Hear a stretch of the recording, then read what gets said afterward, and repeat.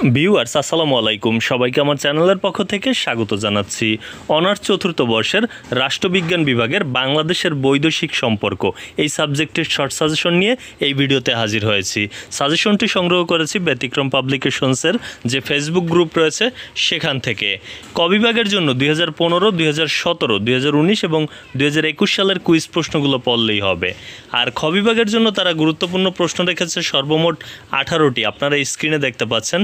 এই 18টি প্রশ্ন অনুশীলন করলে ইনশাল্লাহ ভালো ফলাফল করতে পারবেন। স্ক্রিন থেকে আপনারা স্ক্রিনশট দিয়ে রাখতে পারেন। এরপর গ বিভাগের জন্য গুরুত্বপূর্ণ প্রশ্ন রাখা হয়েছে সর্বমোট 19টি।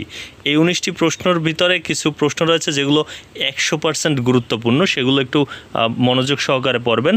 এখান থেকেও আপনারা এই সাজেশনটি স্ক্রিনশট দিয়ে রাখুন এবং বই থেকে খুঁজে এগুলো অনুশীলন করুন, ইনশাল্লাহ ভালো একটি ফলাফল করতে পারবেন।